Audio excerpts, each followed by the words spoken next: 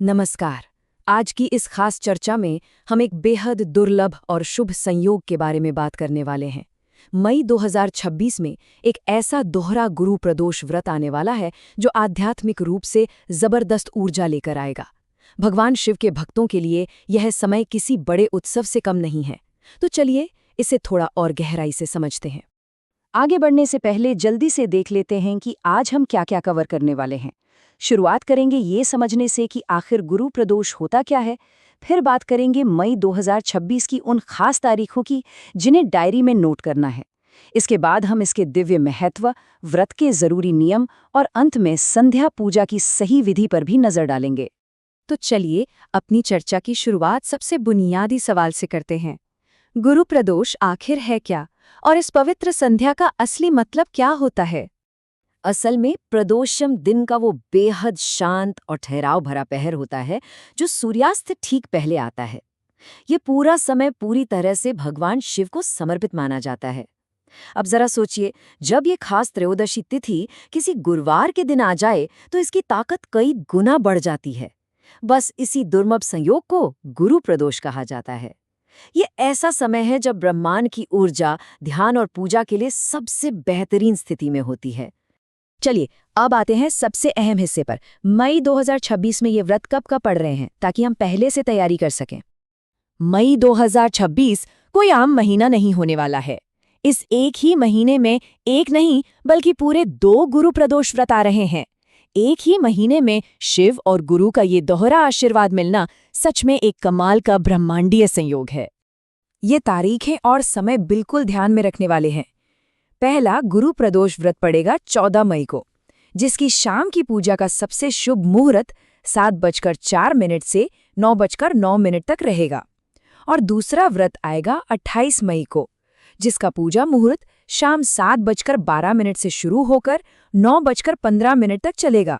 इस तय समय के अंदर पूजा करना सबसे ज्यादा फलदायी माना जाता है।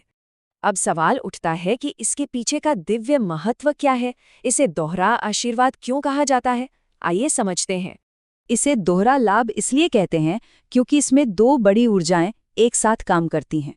एक तरफ हैं भगवान शिव, जो मन को गहरी शांति देते हैं और जीवन में लंबे समय से अड़ी हुई रुकावटों को जड़ से खत्म कर देते हैं। और दूसरी तरफ हैं बृहस्पति यानी गुरु ग्रह, जो अपने साथ अपार ज्ञान, समृद्धि और अच्छा भाग्य लेकर आते हैं।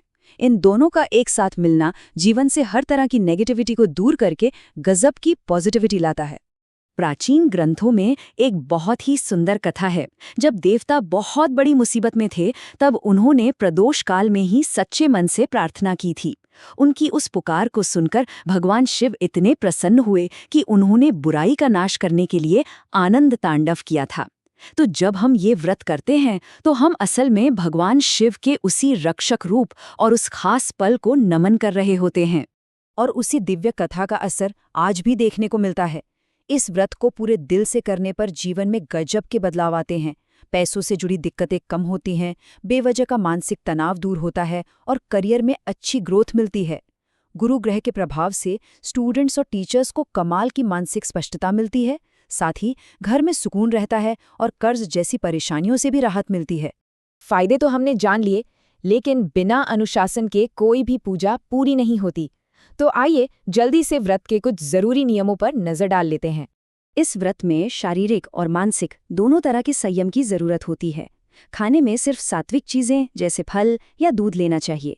लेकिन बात सिर्फ खाने की नहीं है। ब्रह्मचर्य का पालन करना, गुस्सा ना करना, झूठ ना बोलना और नेगेटिव बातों से दूर रहना भी उतना ही जरूरी है।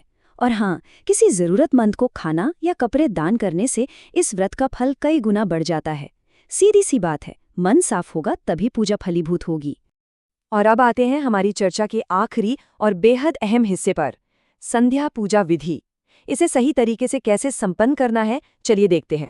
इस पूजा को हम 4 आसान लेकिन बहुत ही पवित्र चरणों में बांट सकते हैं। सबसे पहले शाम को दोबारा स्नान करके साफ कपड़े पहनें और सच्चे मन से व्रत का संकल्प लें। दूसरे चरण में शिवलिंग का पंचामृत से अभिषेक करें, यानी गंगा जल, दूध, दही, घी और शहद का मिश्रण। तीसरे कदम में महादेव को उनकी प्रिय चीजें जैसे बेलपत्र, धतूरा और साबुत चावल यानी अक्षत अर्पित करें और शुद्ध घी का दीपक जलाएं। आखिर में शांति से बैठकर ओम नमः शिवाय का जाप करें, प्रदोष व्रत की कथा सुनें और पूरे भाव से आरती करें। इस पूरी विधि में एक बात बिल्कुल नहीं भूलनी है, और वो है माता पार्वती और भगवान नंदी की पूजा। नंदी जी तो इस पूरी प्रक्रिया के सबसे खास दूत हैं।